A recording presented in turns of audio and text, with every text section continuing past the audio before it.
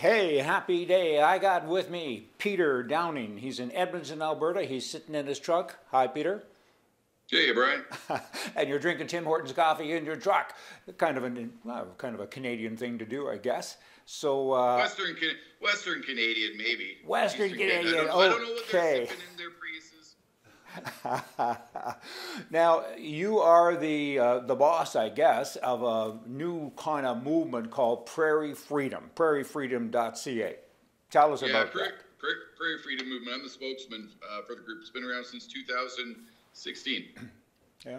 And what's the concept? What's it about?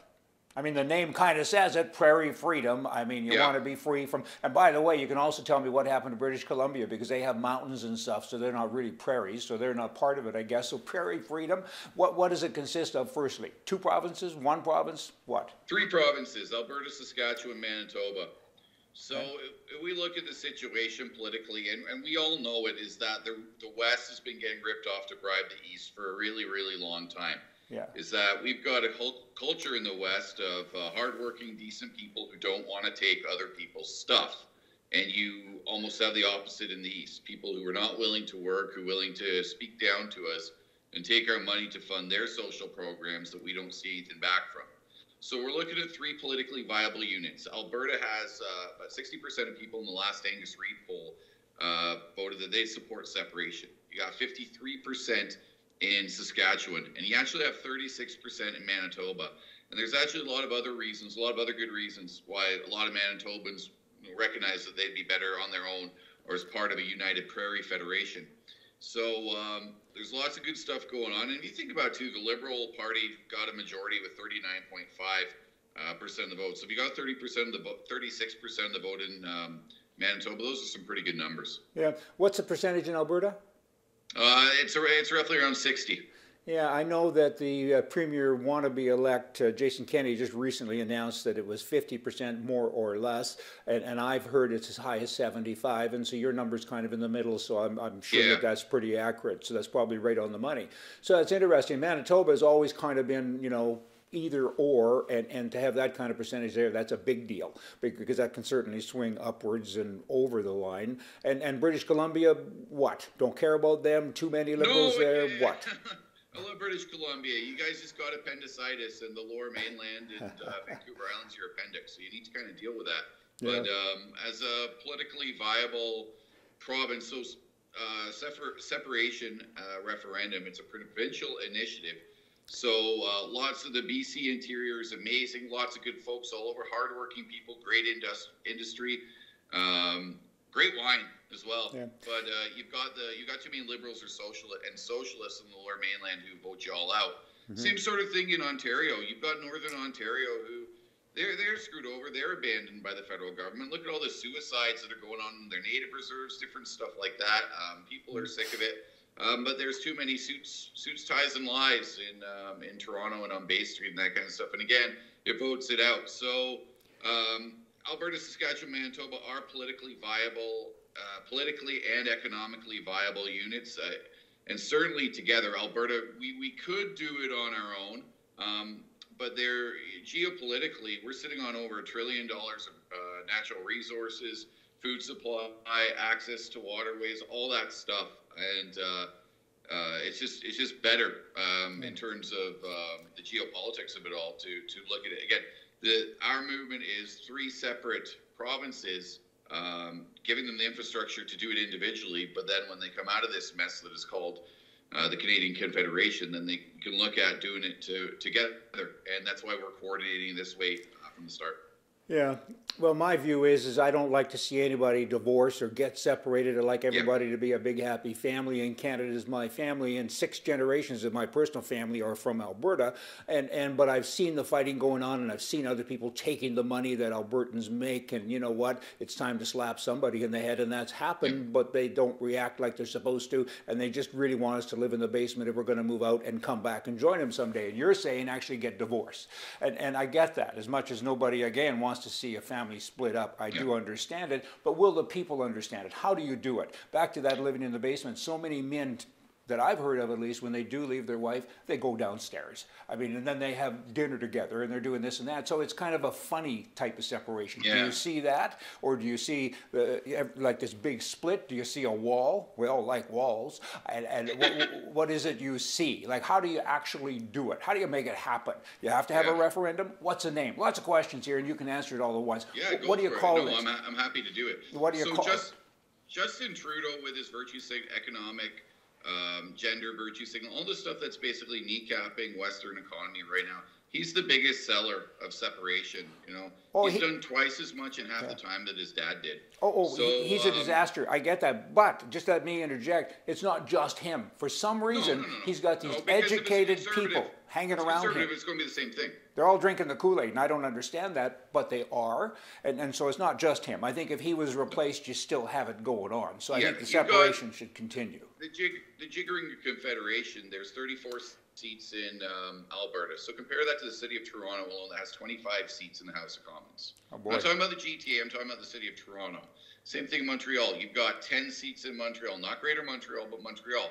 So those two cities outvote Alberta 35 to 34. We can do the math on that. And there's way too many socialists and liberals down there who are willing to take other people's stuff, other people's money that they didn't work for to fund their social programs, like fertility treatments for Quebec couples. I'm not making fun of anybody's impotency, but why do I have to pay for that? Oh, there's no kidding. I get it. How much money is Alberta given in equalization payments over the years? Do you know? I think about $622 billion. What? About $622 billion. That's like 62% of a trillion. Yeah. Wow. Yeah, that's right. Wow. I knew it was a big number. I didn't know it was that big. Holy, I got to pause, have a moment here. That's incredible. Whew. And these people keep taking the money, and it's time to do something. It's kind of like you keep giving money to your kid. Eventually, you got to smack them and say, "Work, do something, or move out." So what would you call this place? What's the name? This is the last point. Just getting back to Trudeau. The more everything he's doing is making sense in terms of trying to collapse the NDP vote. So he's more NDP than the NDP, and you can see that in Jagmeet Singh's numbers across the country. So what he's doing makes sense from an electoral perspective to collapse that socialist vote into the liberal vote. So all's that to say is Albertans are angry. People in Saskatchewan are angry. Manitoba is saying, hey, maybe this would be better for us. I don't think they're there yet, and that's why we're building the infrastructure, because everybody is saying if Trudeau gets reelected, we are going to separate. So we just want to have that in place for if and when that happens. There's a worse thing than him just getting elected, and I project that he will get elected, but it'll be a minority government, and that's the worst thing, because then the NDP and the Green people really run the country, because he'll do anything he can to remain in power. So anyway, that's an aside. One way or another. Yeah. So tell me about history with other places. You have North Korea, South Dakota, North Dakota, Virginia, blah, blah, blah. I mean, how have they done it? How successful? Well, we know that it's successful now. How hard was it to make it happen?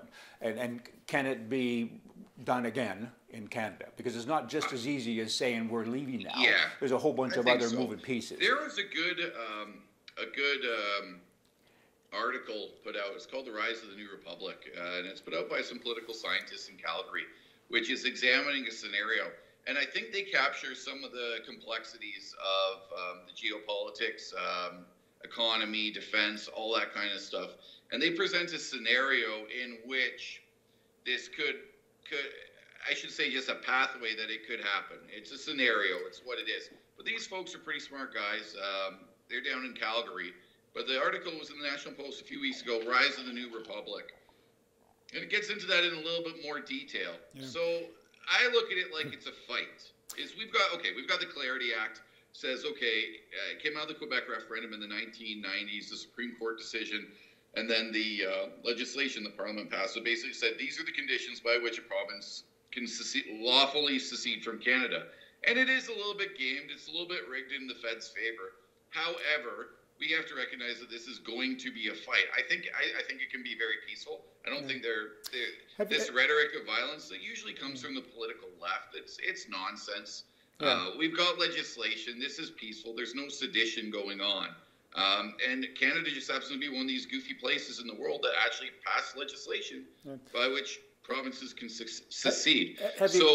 Who's all in your camp? Have you got any star power, or will you have star power coming? Like a Wayne Gretzky usually helps sell more cereal if his name or picture is on the box. Do you have any of that coming? I mean, what's the indications? Who's part of your team now? Like your team, I understand you do have a team. You must have. You have billboards up, and you're getting all kinds of phone calls and emails, and somebody's responding to all that. So your infrastructure is either in place or it's coming into place. Give us a little information on that.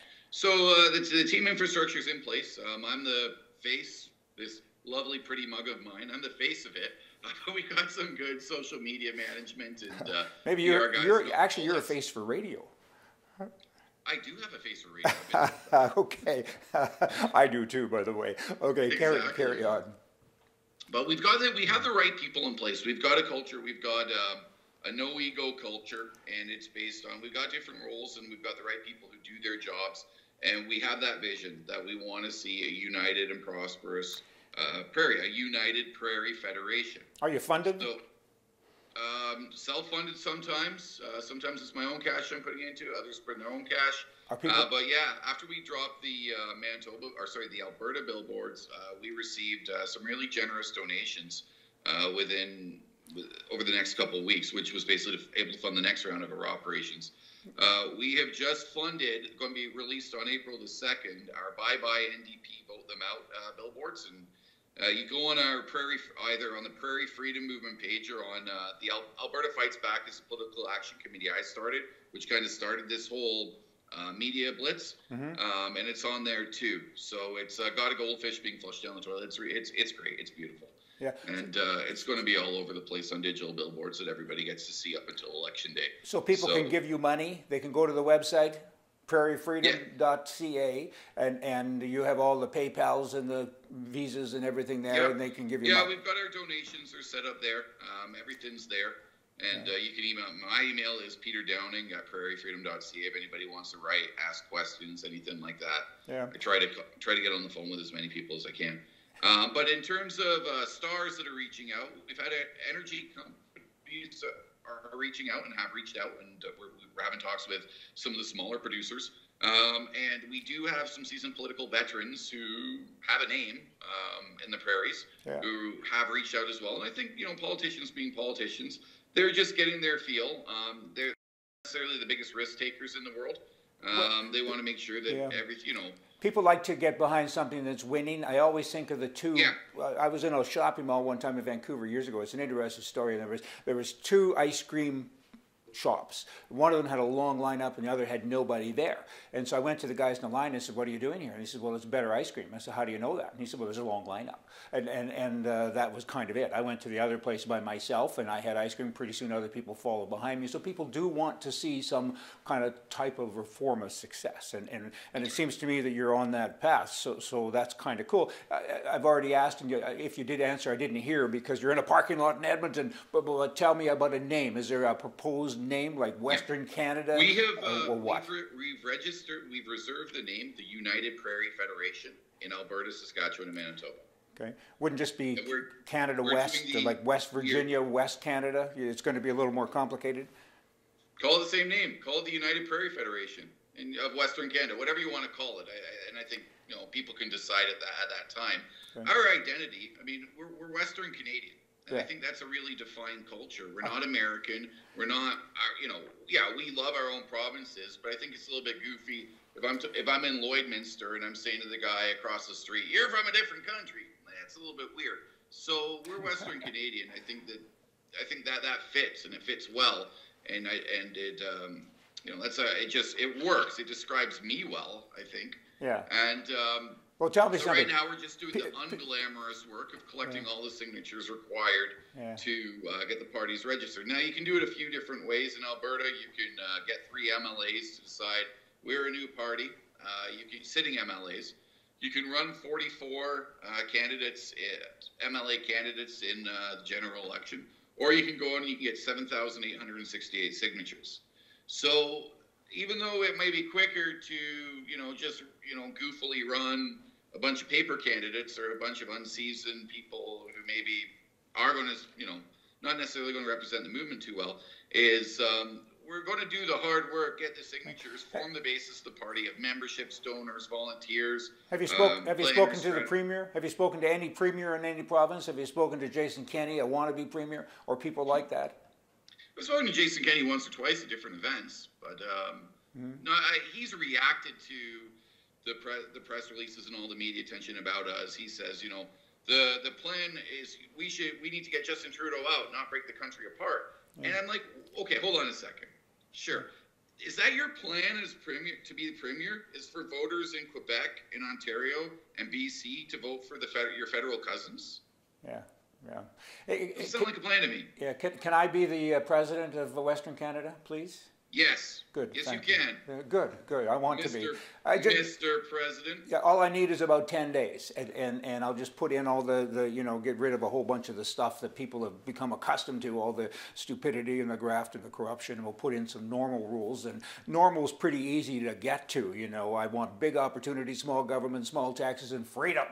That's it. I don't know that anything else really matters. All those other things kind of fill in behind it, and get rid of all these thieves and fools that presently lead us. I'm on your side, so you may not have noticed. So I'm going to donate $1,000 today to your thing. I'll get on there right away, and I'll give you more as time goes on, because, you know, it needs to be done. I mean, again, I hate to see anybody lose their family. You shouldn't break up a family, but every day, I'm repeating now, but every day somebody in my family leans over and hits me with a 2x6, and now and again when they want me to smile, they only hit me with a 2x4, but they're still hitting me, and God bless you, because it needs to be done. Too. It's been so many years. I am so tired of it. I mean, now the Quebec government is saying, we're going to put more money in that SL, Laven or Lavin or whatever they are, and buy them. Well, hold it. That money comes from Alberta. You should ask Albertans if they want to buy it. I'm getting revved up now. I better come out and sit in your truck. Yeah. Only one coffee you have, or two? Just one right now. I'll go get round two. Okay, well, we're in different provinces too. So I look forward to meeting you in person someday, and I want you back on the show. Would kind of like to have a little bit of a stat talk one day. This is, you know, we put up the billboards, and so many people looked at it, and so many people say they hate us, and so many people say they love us. We're having a love fest with this group and that group. As you kind of mature a little bit, we'd like to keep up with that growth and share it with people. And if by some miracle of God, we get this big bolt of lightning and we get a new leader in there who can actually act like a conservative thinker. That's right. I haven't met one of them yet. I'll be the happiest guy in the world to help move the furniture back in the house. Amen. See ya. God bless you. Take care. Bye-bye.